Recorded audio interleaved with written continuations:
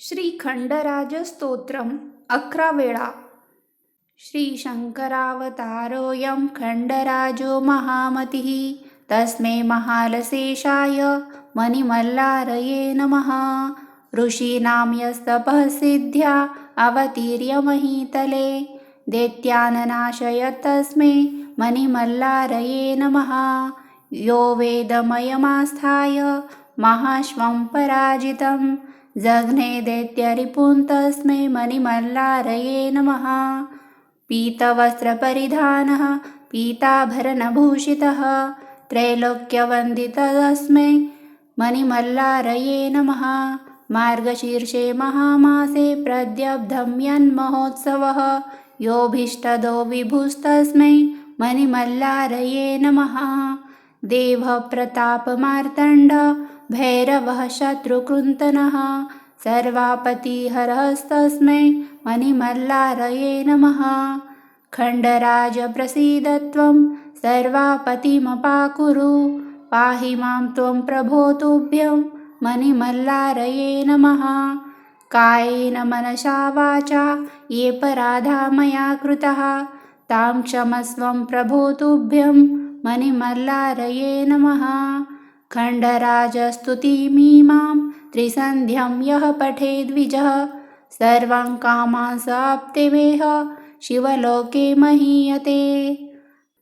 श्री शंकरावतारोऽयं खण्डराजो महामतिः तस्मै महालशेषाय मणिमल्लारये नमः। ऋषीणां यस्तपः सिद्ध्या अवतीर्य महीतले दैत्याननाशयत् तस्मै मणिमल्लारये नमः।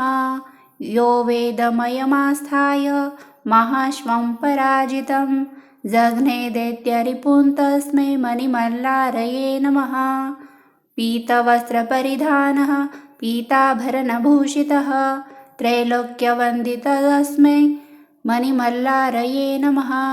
मार्गशीर्षे महामासे प्रद्यब्धं यन्महोत्सवः योऽभीष्टदो विभुस्तस्मै मणिमल्लारये नमः।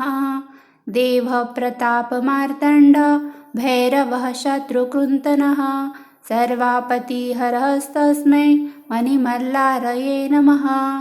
खण्डराज प्रसीद त्वं सर्वापतिमपाकुरु पाहि मां त्वं प्रभो तुभ्यं मणिमल्लारये नमः। कायेन मनसा वाचा येऽपराधा मया कृतः तां क्षमस्वं प्रभो तुभ्यं मणिमल्लारये नमः। खण्डराजस्तुतिमिमां त्रिसन्ध्यं यः पठेद्विजः सर्वान् कामान् साप्तवेह शिवलोके महीयते। श्री शंकरावतारोऽयं खण्डराजो महामतिः तस्मै महालशेषाय मणिमल्लारये नमः। ऋषीणां यस्तपः सिद्ध्या अवतीर्य महीतले दैत्याननाशयत् तस्मै मणिमल्लारये नमः। यो वेदमयमास्थाय महाश्वं पराजितं जघ्ने दैत्यरिपुं तस्मै मणिमल्लारये नमः। पीतवस्त्रपरिधानः पीताभरणभूषितः त्रैलोक्यवन्दितः तस्मै मणिमल्लारये नमः।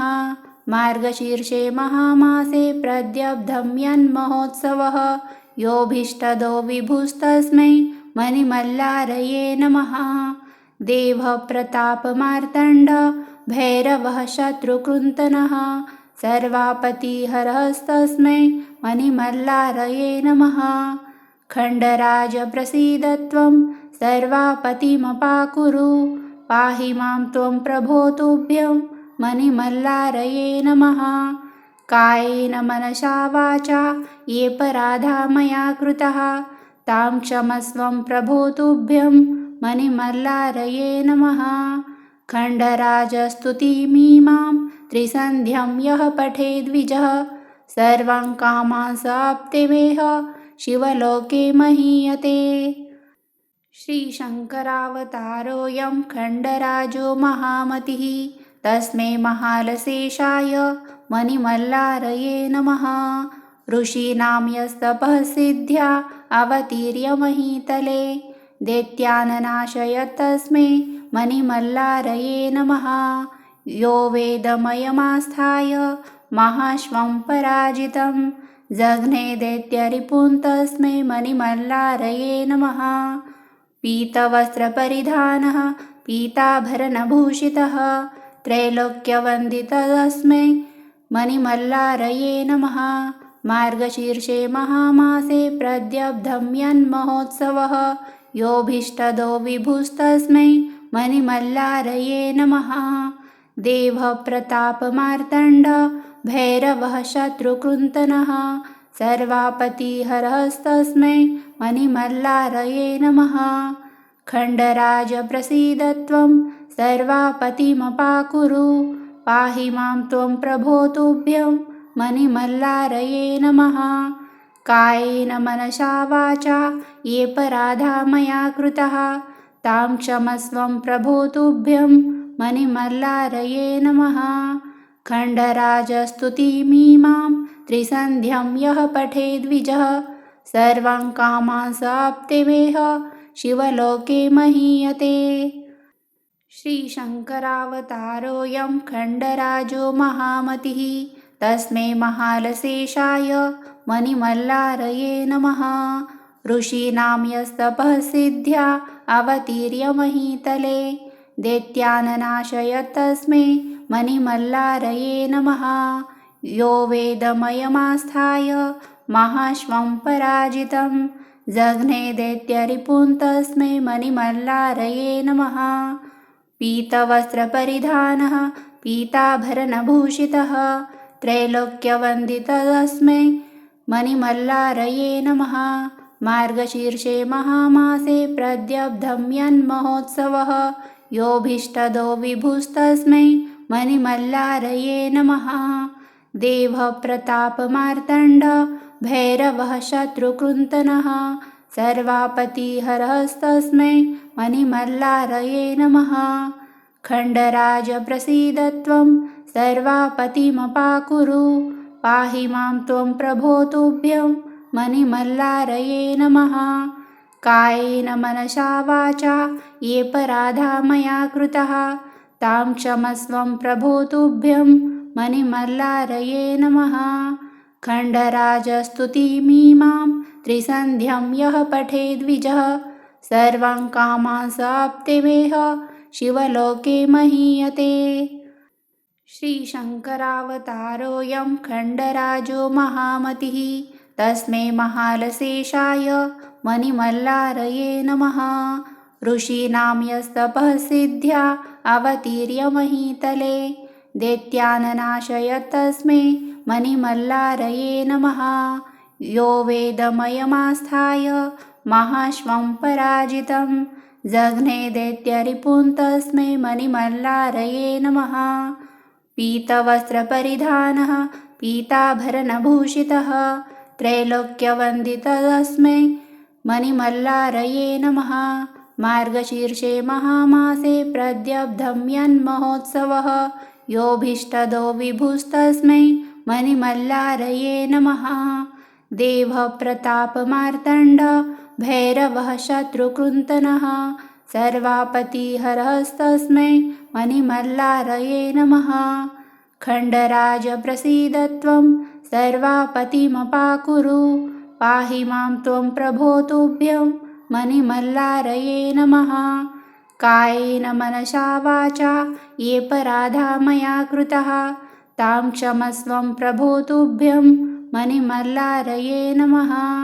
खण्डराजस्तुतिमीमां त्रिसन्ध्यं यः पठेद्विजः सर्वान् कामान् साप्तमेह शिवलोके महीयते। श्रीशङ्करावतारोऽयं खण्डराजो महामतिः तस्मै महालशेषाय मणिमल्लारये नमः। ऋषीणां यस्तपः सिद्ध्या अवतीर्य महीतले दैत्याननाशयत्तस्मै मणिमल्लारये नमः। यो वेदमयमास्थाय महाश्वं पराजितं जघ्ने दैत्यरिपुं तस्मै मणिमल्लारये नमः।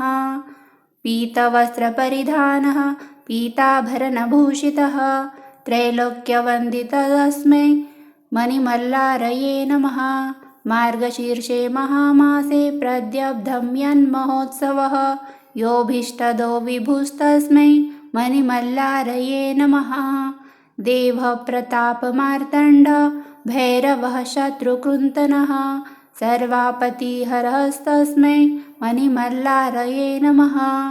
खण्डराज प्रसीद त्वं सर्वापतिमपाकुरु पाहि मां त्वं प्रभो तुभ्यं मणिमल्लारये नमः।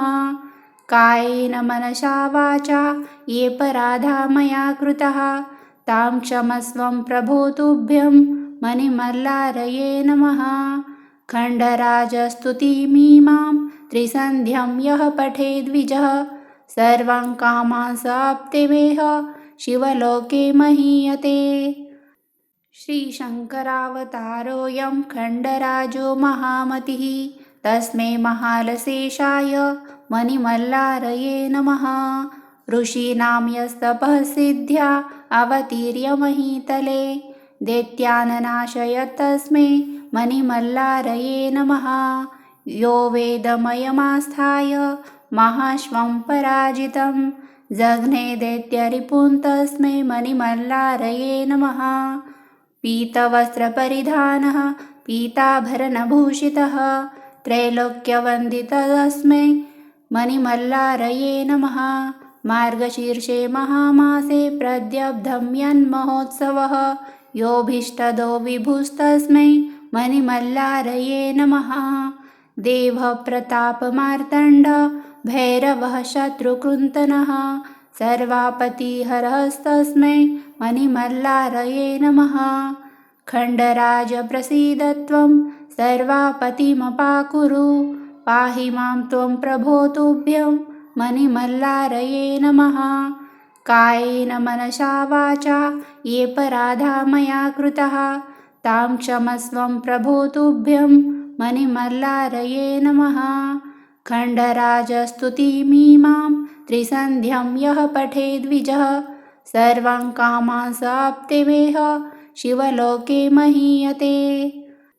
श्रीशङ्करावतारोऽयं खण्डराजो महामतिः तस्मै महालशेषाय मणिमल्लारये नमः। ऋषीणां यस्तपः सिद्ध्या अवतीर्य महीतले दैत्यान् तस्मै मणिमल्लारये नमः।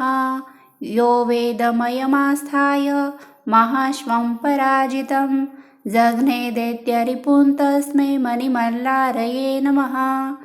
पीतवस्त्रपरिधानः पीताभरणभूषितः त्रैलोक्यवन्दितस्मै मणिमल्लारये नमः।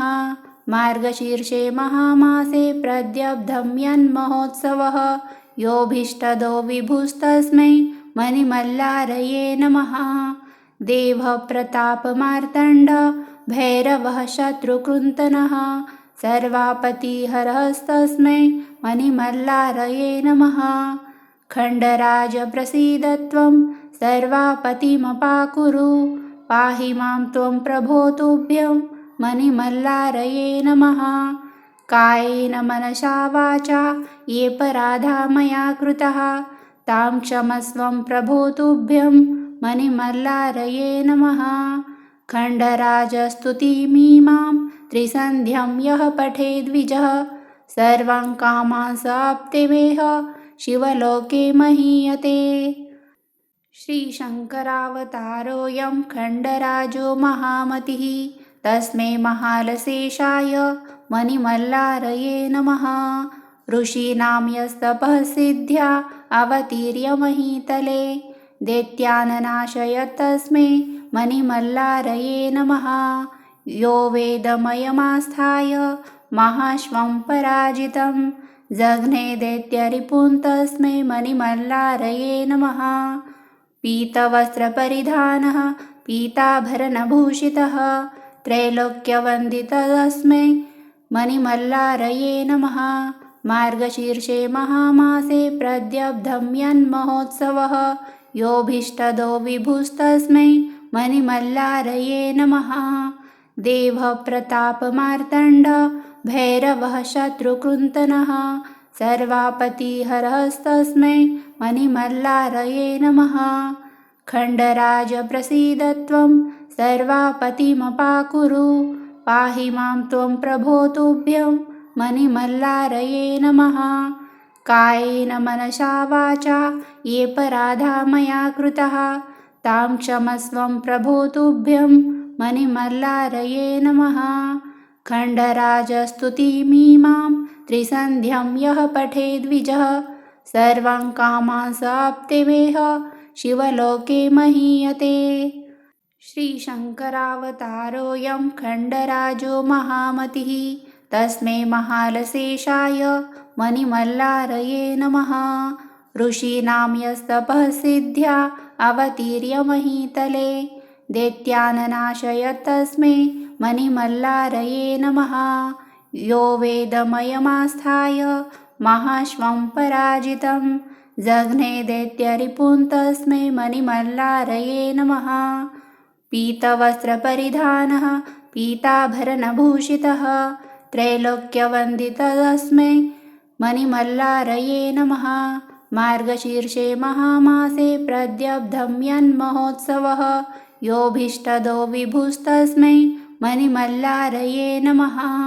देवप्रतापमार्तण्ड भैरवः शत्रुकृन्तनः, सर्वापतिहरस्तस्मै मणिमल्लारये नमः।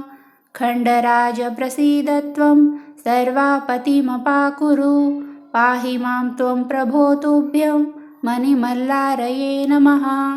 कायेन मनसा वाचा येऽपराधा मया कृतः, तां क्षमस्वं प्रभो तुभ्यं मणिमल्लारये नमः।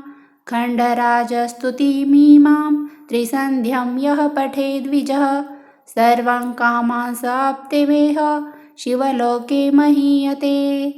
इति श्रीपरमपूज्य श्रीवासुदेवानन्द सरस्वती विरचितं श्रीखण्डराजस्तोत्रं सम्पूर्णम्।